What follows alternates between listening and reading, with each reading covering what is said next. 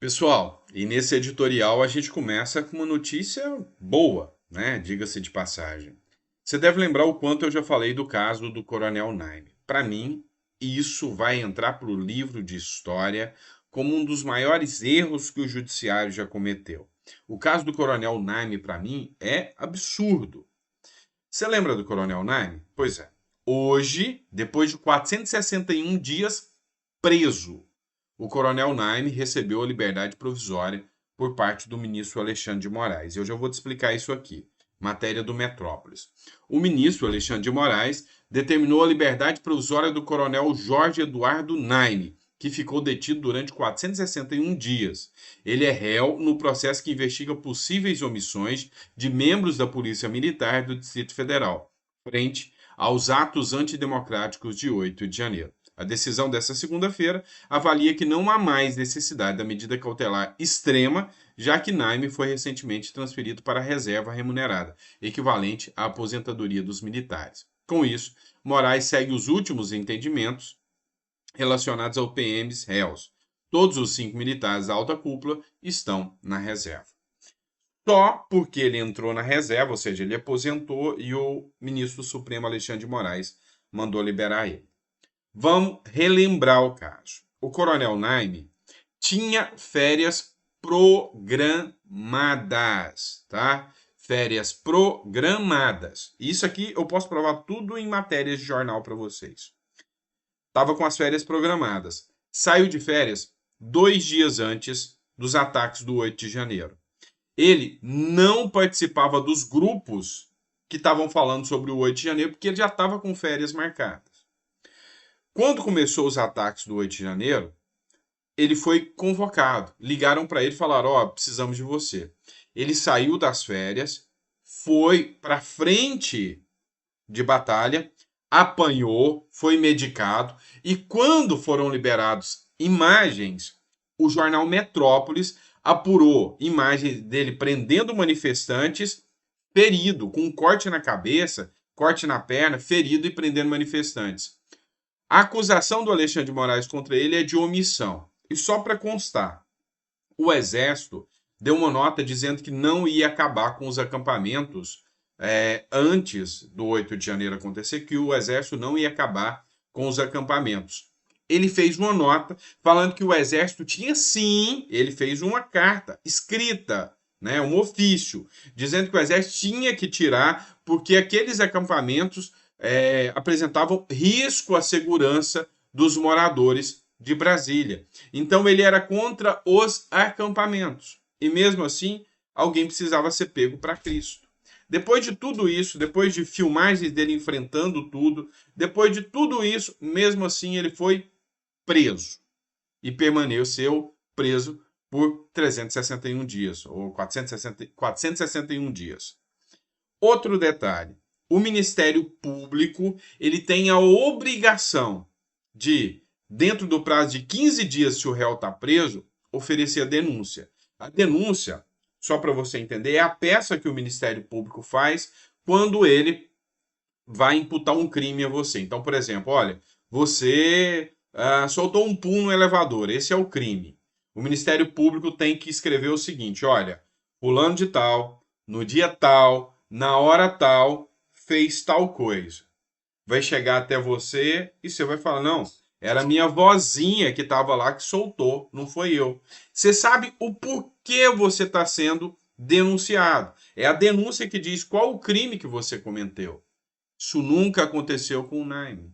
O prazo era 15 dias. Passaram-se 461 dias sem a denúncia formal e com ele preso.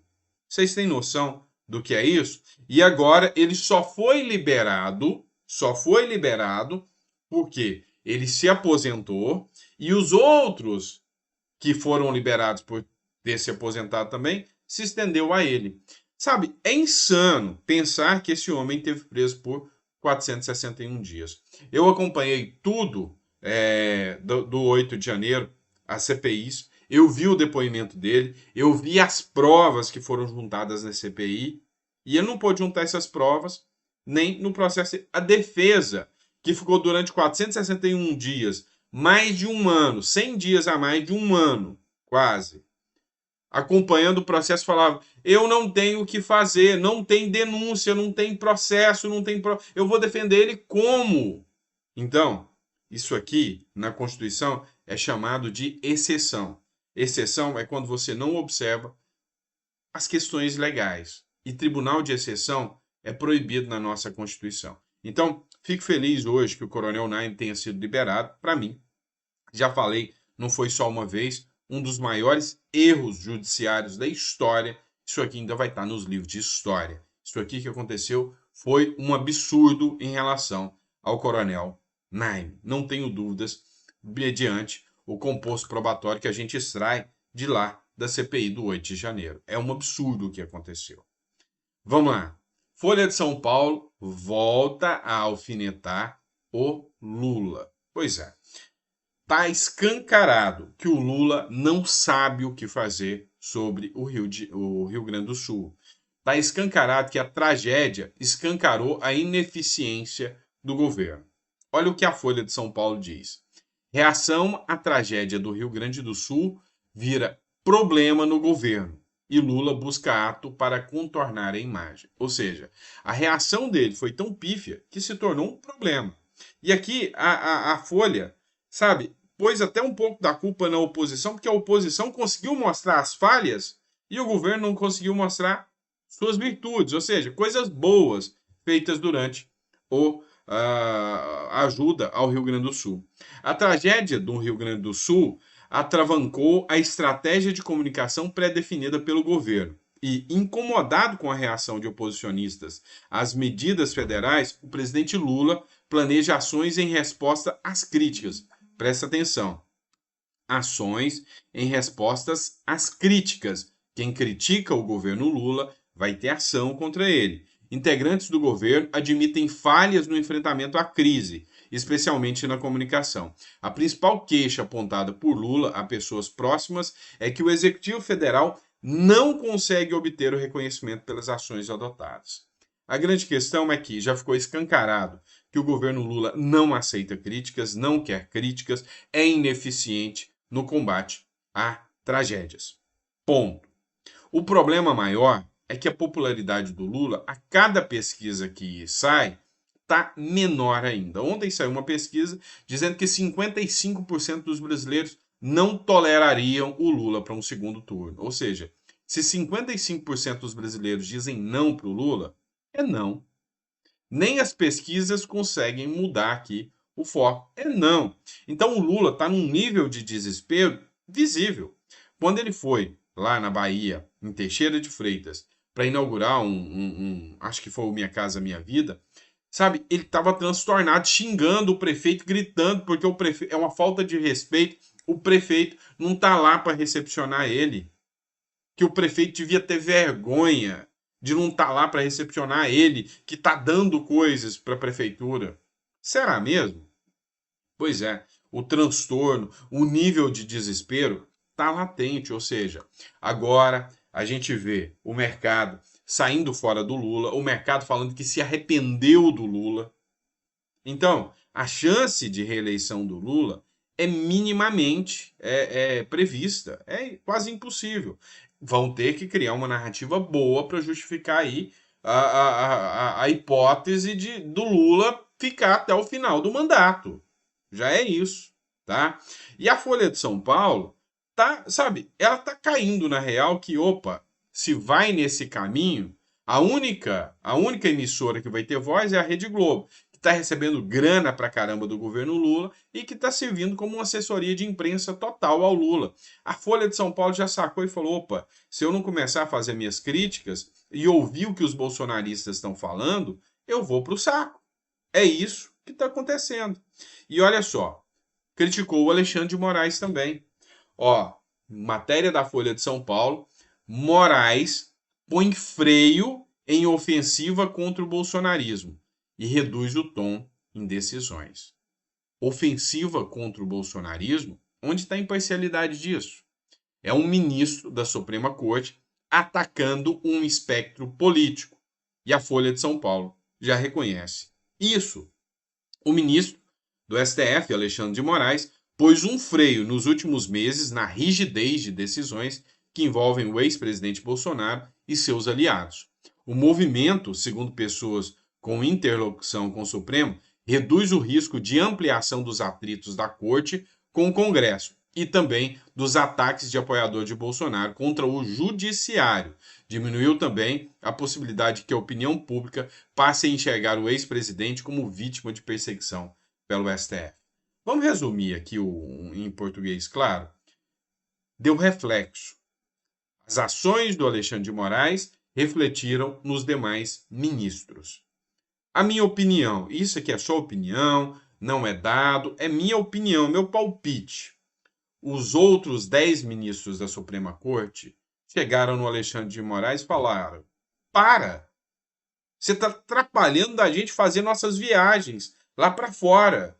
Para! Você está queimando a nossa imagem. Aqui dentro do Brasil a gente já sabe, mas lá fora está começando a queimar também. Esse negócio do Congresso norte-americano, aí te criticando por causa das suas decisões. Esse negócio do Elon Musk comprando briga com você. Está refletindo em todo mundo. Então, para. E eu acho que ele resolveu parar.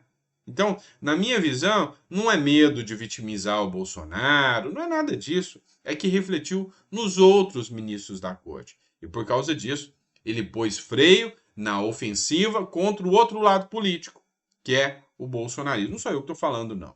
É a Folha de São Paulo. Moraes põe freio em ofensiva contra bolsonarismo. Lembra um outro ministro da corte que falou: nós derrotamos o bolsonarismo? Nós quem, cara pálida? Você e quem? Tá do lado de quem? Você poderia ter lado sendo um ministro da Suprema Corte? Então, jornais como a Folha de São Paulo começam a escancarar essa realidade. Jornais como a Folha de São Paulo começam a entender essa realidade, criticando o Lula, criticando o STF e criticando o TSE também. Olha só, Folha de São Paulo. Cássio Nunes, no TSE, indica um tom mais brando em punições e provável divergência com Carmen Lúcia.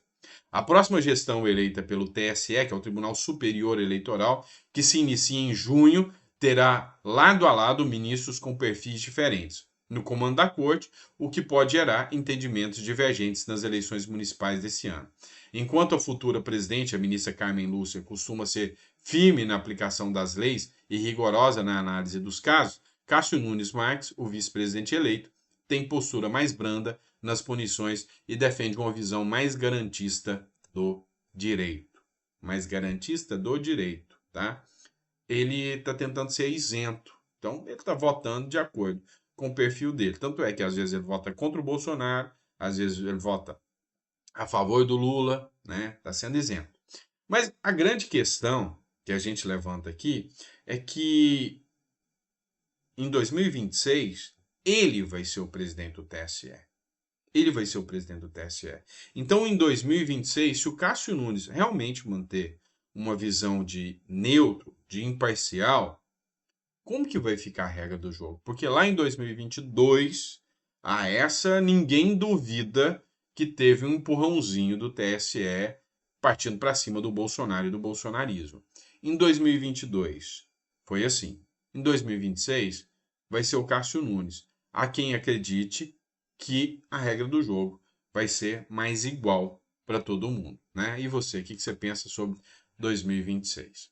Vamos lá, mudando de assunto agora, vamos falar de uma matéria do Correio Brasiliense. Eu só quero a sua opinião. Eu concordo em número, gênero e grau com esse PL que vai ser analisado pela CCJ da Câmara. Caroline de Toni, conservadora, vai colocar em votação. CCJ da Câmara analisa o PL de castração química para reincidentes de crimes sexuais. Fazendo até uma correção aqui, a CCJ do Senado, tá, pessoal? Mas ela vai fazer o quê? Análise de castração química para reincidentes de crimes sexuais, ou seja, castração química para abusador de mulheres e de crianças. Eu assino embaixo mesmo, tem que ser para sempre, tem que castrar mesmo. Um vagabundo desse, um canalha desse, não tem que ter direito a nada, não. Eu concordo em número, gênero e grau. Você vai falar, mas está sendo extremista e o direito do preso. E o direito das mulheres? E o direito da família que é destruída por um filho da mãe desse? Então, espero que o Senado tome vergonha na cara e julgue isso aqui o mais rápido possível e que não venha sem vergonha da esquerda falar que isso aqui é um projeto ruim, não, tá? Porque se pegar alguém da família desse cara de esquerda e ele fica nervosinho. Eles acham que ele tem um manto da proteção por ser defensor dessa turma aí. Eles acham, eles nunca vão pegar a gente. Mentira! Vocês veem o que acontece aí, vira e mexe, reportagem de deputado da esquerda sendo assaltado, sequestrado, familiares de deputados de esquerda mortos por causa do crime. Então, o crime não alisa ninguém. Não adianta você falar, eu sou defensor de bandido, não vão me pegar. Mentira, mais cedo ou mais tarde chega em você. Então, espero que todos tenham vergonha na cara e votem esse projeto aí para realmente inibir, acabar com essa canalice, né, desses abusadores aí de mulheres. Tá certo? É isso, pessoal. Espero que vocês tenham gostado. Um grande abraço, fiquem com Deus. Vejo vocês no próximo editorial.